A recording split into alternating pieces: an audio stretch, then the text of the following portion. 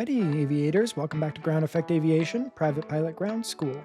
My name is Sean Parsons. I'm an AGI IGI. Today we're going to be going over Module 1 Pilot Qualifications, Lesson 4, Required Logbook Endorsements. Endorsements are going to be required for every part of your flight training. So what are endorsements?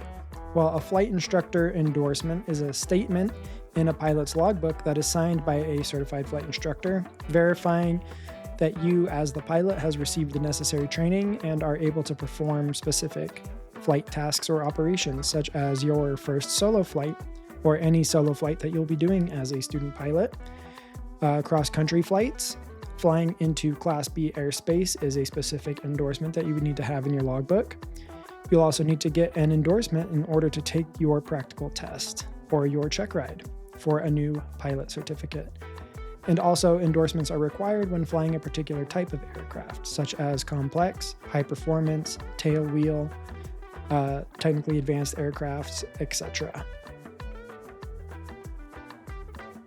So we'll be going over all of the endorsements that you will need to obtain as a student pilot that you'll have to have in your logbook during your training and for your check ride. And you can reference the FAA Advisory Circular 61-65H for this. This advisory circular is a really handy resource that shows all of these endorsements. You can also find them in the FARs as well. So to begin, before you start your flight training or very early on in your flight training, your flight instructor will have to give you an endorsement for your U.S. citizenship, which you'll have to provide your birth certificate to your instructor, and he will keep a record of that in his logbook, and he will endorse your logbook as well. If you're not a U.S. citizen, you'll have to go through that process of applying through the TSA's website and submitting fingerprints through the TSA to get the authorization. Before your solo, you will need to have your medical certificate, your student pilot certificate, as well as your pre-solo aeronautical knowledge test endorsement and pre-solo flight training endorsement. So specifically, A3 and A4 on AC 61-65H are the actual endorsements. Your medical certificate and student pilot certificate aren't endorsements, but you will need to have those before you do your first solo flight. I recommend getting your medical certificate before you even start your flight training. That way, if there is an issue with your medical history or current conditions that would prevent you from flying, you would know that before you have to start paying for your training.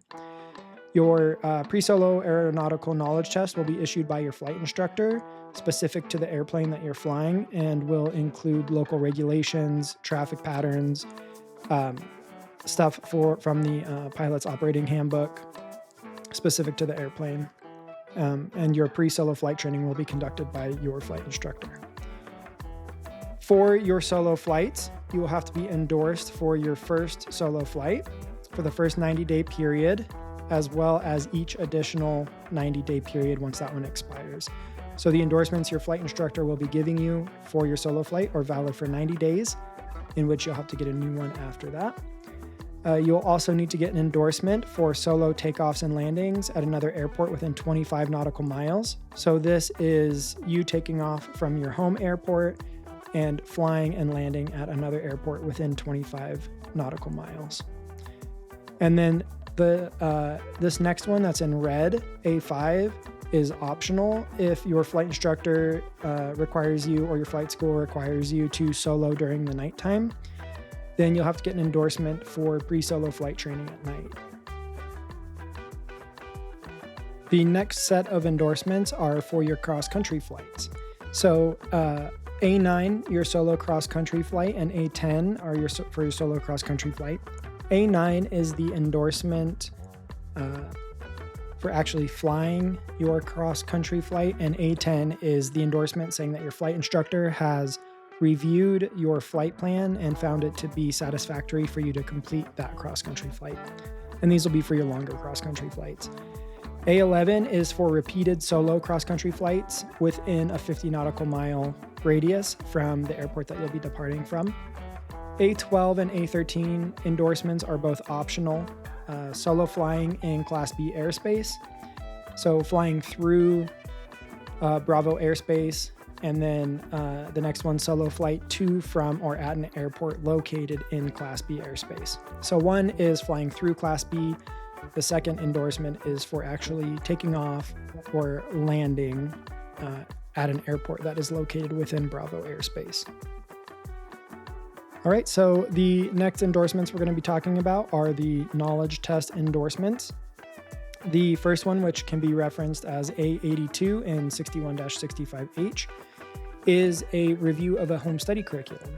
So if you are doing ground school on your own and not through a school or online course, then your either ground instructor or flight instructor will review the curriculum that you are studying and give you an endorsement that it is acceptable.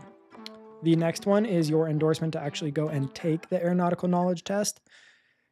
This is the endorsement you'll have to bring with you to the exam center when you take your test, and they will either make a copy of it or you can just give them a copy that you have made. And then A2, that next endorsement, is a review of deficiencies identified on your knowledge test. So after you take your knowledge test, at some point during your training before you can take your check ride, your instructor will have to review all topics that you missed questions on during your written test, and then give you an endorsement saying that they did that. And A73, the endorsement that's there in red, is an endorsement for retesting after failure of either a knowledge or practical test. So if you fail your written test or your practical test, you'll need to receive additional instruction and also this endorsement so that you can retake one of those two tests. And lastly, these are the endorsements that you will need to take your check ride or your practical test. So A1 is an endorsement saying that you've met the prerequisites for a practical test. Those are the prerequisites that we talked about before.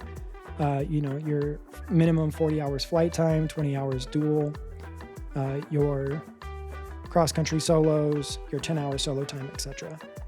A33 is an endorsement for flight proficiency for your practical test, and also the endorsement for a practical test that is required in addition to the endorsement provided in paragraphs A1 and A2 of 14 CFR 6139.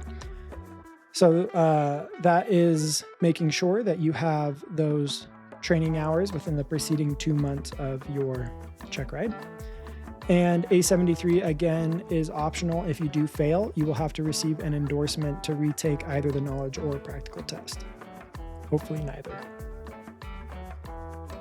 All right, that concludes our lesson on the endorsements that you will need as a student pilot. In our next lesson, we're going to be talking about pilot privileges and limitations, as well as proficiency versus currency.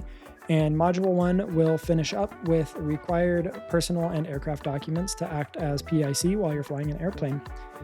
Thank you for watching. If you have any questions, feel free to comment below or shoot me an email. I will leave that in the description.